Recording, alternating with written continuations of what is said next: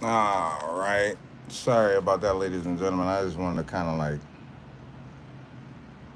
I want to take a little bit of time here to let everybody be able to get on, join, whatever the case is. I got two channels that are running on live right now. So I just want to make sure that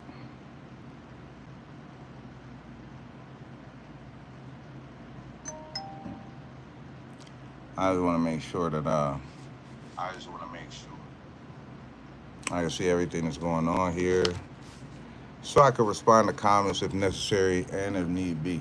So so I can respond to comments. Give me a second, guys. I'm gonna let a couple people come on, and then we're gonna begin. Okay, if that's fair. All right. Give me a second. I'll be back.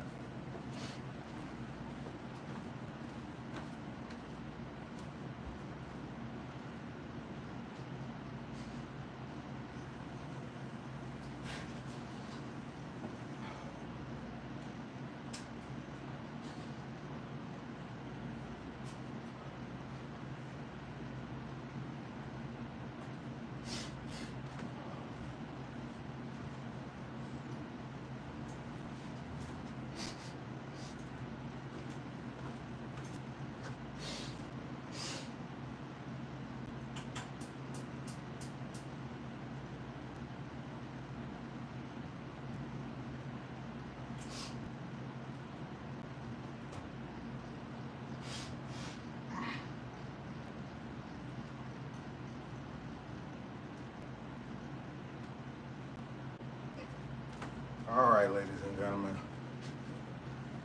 All right. Yeah. There is a big issue here in the United States with this election. A lot of people are not happy with the selection that they are forced to deal with in this country with respect to putting a man in office who, when he was trusted with the United States, um,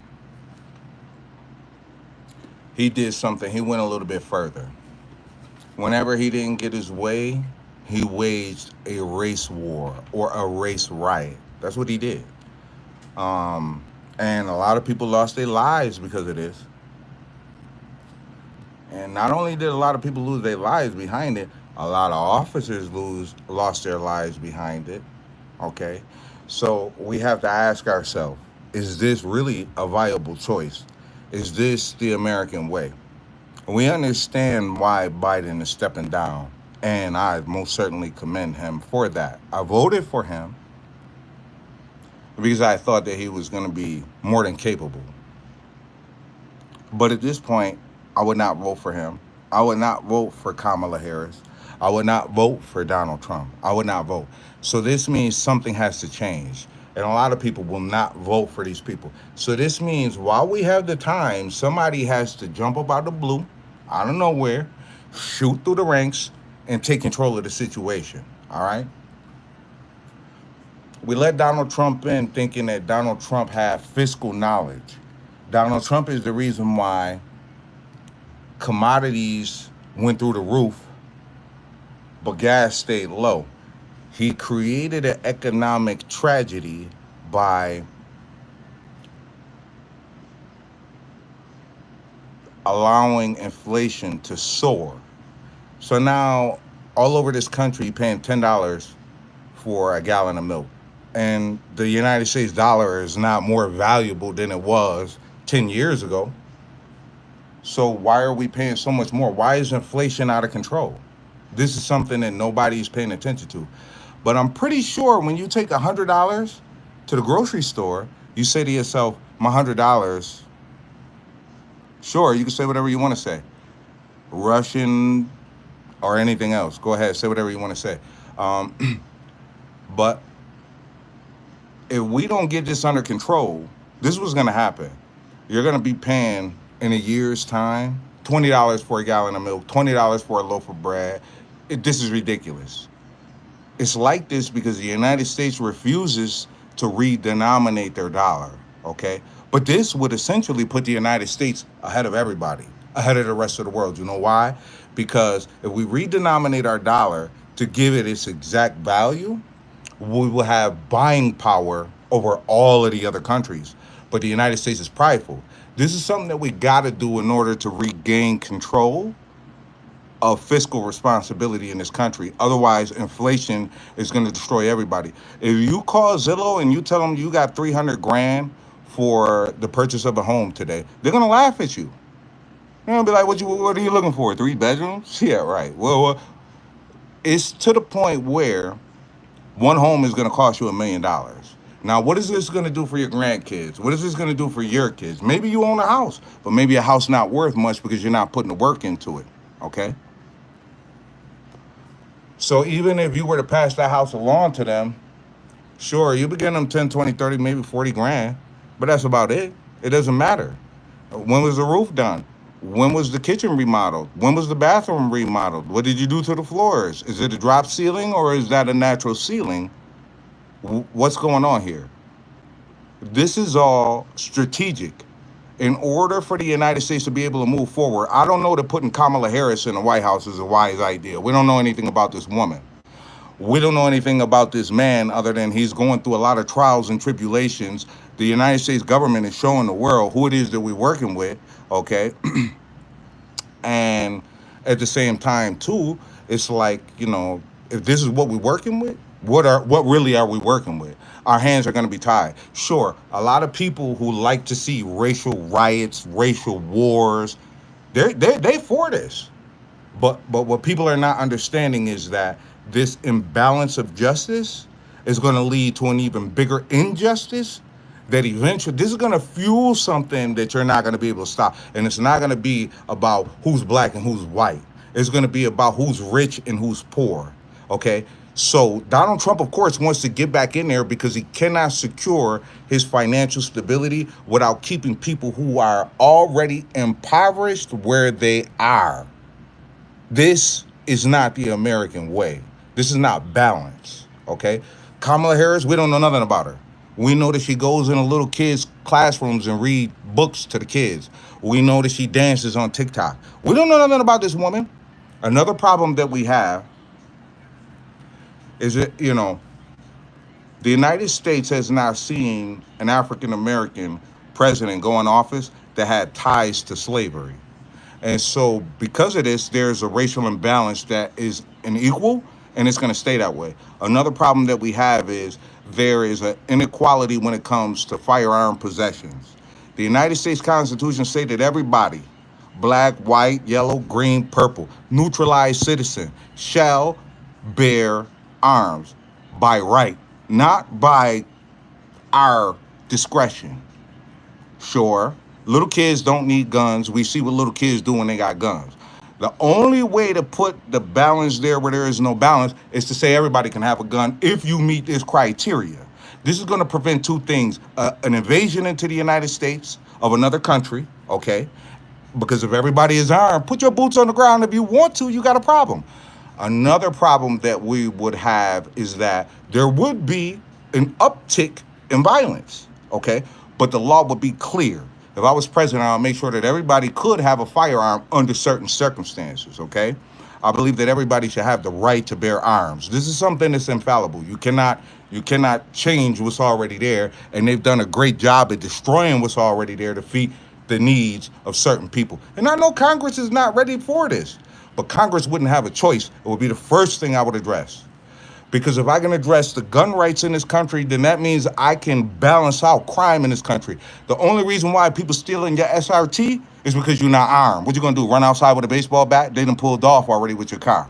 Let's be real, okay? But you will reduce and eliminate carjackings altogether. They can touch your door handle if they want to. They don't live to see tomorrow.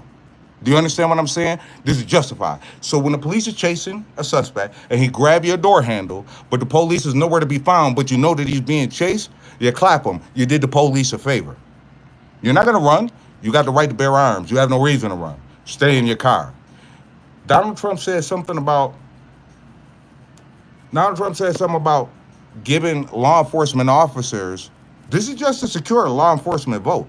I'm going to give law enforcement officers uh, guaranteed immunity. No matter what they do, they're going to be immune for it as long as they was doing their job. This is not acceptable. This is not acceptable in any means, because once you turn it back into the wild, wild west, you're going to have more cops being killed. We already have this problem. We already have this problem. This is just a job. This is not the military, and we are not at war. There is no need to put a blanket clause out there. There is a need to arm the people. There's a need to arm the people to reduce crime. This is going to reduce crime in businesses, on the street, okay, and in the homes. This is what we want to prevent. We're not going to prevent that if we keep reducing people's rights to bear arms. We're not going to achieve this goal. The only way that we can achieve this goal is coming together and saying that everybody got the right to bear arms if they fit this criteria, okay? And we're going to restore certain gun rights to certain people. I don't think if you drive drunk, you left your gun at home, you went to the bar, you had to get home. You spent up all your money at the bar, to the club, whatever. You don't got the money to get in the cab, so you drive. Now you get locked up. Now you lose your gun right? So you lose your right to protect yourself, even though you didn't have your firearm with you, and then what? Now you're just a victim? This is not justice. Mm-mm. This is an imbalance of justice. Okay, and I think the gun rights need to be addressed first, because that's my answer to crime. Now a lot of people might not like that. A lot of people pro-life. I'm pro-life as well. But I think the only way to sustain pro-life is to be able to make sure that you can protect your life. And as long as you can protect your life, you in good standings. How you gonna lose? There's no way for you to lose, okay? As far as welfare is concerned, let me show you something, okay? You can give everybody in the country $1,900, $1,600 as a stimulus package, but you gave IRS billions of dollars. That money didn't trickle back down to the people. Where did the rest of that money go? It's fiscal irresponsibility under the Trump administration. The IRS got all the money they need to take anybody to war. They got a refresh, a vamp up, and Donald Trump ended up walking away from tax evasion. So you could tell that this is, he does what he has to do to suit his needs. But let's think about this. Anybody that's ever been shot, you know what happens as soon as you get that gunpowder up in you. Let me ask you a question. Anybody who knows what I'm talking about, chime in. Donald Trump pays for people to come, bus loads, to these rallies. You hand selected, okay? Those people that got killed on the ground, was those people that Trump invited? Did he have those people murdered? Did he have himself shot in the ear to make it look good? Why was all of his Secret Service agents shorter than him? This is not American policy. Why was all his Secret Service agents shorter than he was? This is not Secret Service policy. This looks like it could be something to gather up support. Now, the man is a convicted felon. He's able to run for office. If we don't regain control over the way the White House is ran, this is going to be a country that's going to be a free-for-all. Next thing you know, we're going to have Arnold Schwarzenegger in the White House, and I don't know that that's the brightest idea, okay? Nobody is perfect. So anybody that goes in there is going to be subject to scrutiny. The problem is, once we get them in there, it's hard to get them out. This is why the Second Amendment gives you the right to bear arms in case you have a tyrant or a mutant government, okay? So the reason why they want to diminish this is so that people who actually have gun rights do not think about balancing the scales. I'm just giving you what's in the Constitution, the Second Amendment, okay? So anytime Trump don't get his way, he say fight. Do Donald Trump want to get in a ring with somebody? Do he really want to fight? Because I don't think he do. I don't think he's qualified for that. His son want to fight for him? I don't think he want to do that. Okay, he's going to get his ass handed to him, okay? So, are you guys okay with being manipulated? This is not realistic. This is not realistic. So, what I'm thinking about doing is running for president, putting a Latino as a vice president, an African-American female is a Secretary of State. Okay? Everybody else can be whoever they want to be. But until we regain some kind of level balance here, because if black is the majority vote, then why you keep screwing around with our options? If we put somebody there that understand what it's like to be of color, we can balance things out and create real equality instead of imbalanced equality. Because justice is not for you and me. Justice is for just us. And we ain't write the Constitution, so who they talking about? You understand what I'm saying? So, with that being said, we see that these presidents keep trying to come in, and these presidents keep trying to create some type of imbalance with race. Okay, they'll use black people for the black vote, but as soon as they get in there, they're not gonna do nothing for us. Who is the one that hurts the most? Us, as well as white people who fall in that very same category. So once you got, this is why it's got to be some kind of balance. And we need to do something to get the people that's at the lower end, the poverty scale. We need to create some kind of programs to bring them up. Something that is going to be constructive along the lines of trades. But the money has dried up because Biden got this money tied up over here in Ukraine. If you really want to support Ukraine, Russia's weak enough now. Go do what you got to do. We don't need to keep spending billions of dollars to fuel a war where the grounds where it's occurring at is just barren land now and rubble. We need to do something about Israel committing war crimes. They're not being held accountable. I don't got nothing against Israel, but let me say something. Some of you know, some of you don't know. The only way that the Antichrist could come is if Israel take the Gaza Strip and then rebuild the two churches of nativity. This is the only way it's going to happen. The Euphrates River has already dried up. So we know that the Antichrist is coming, okay? When this happens, Jerusalem will support them. We have to do something to fix this problem. We need to keep Israel, Israel, and Palestine, Palestine. Because if we don't do that, why are we helping Russia stay out of Ukraine, but allowing Israel to go into the Gaza Strip? Why haven't we saved that? If we were to save the Gaza Strip, we would be able to create ports right there in the Gaza Strip. We wouldn't have to worry about these high prices coming from these other countries or anything like that. We need to be strategic, and our presidents have not been strategic. They have been monetarily strategic. So I want to know what everybody got to say. The comments will remain. If you come after this live ends, feel free to comment. This is a very real proposition, and this is a very real option, okay?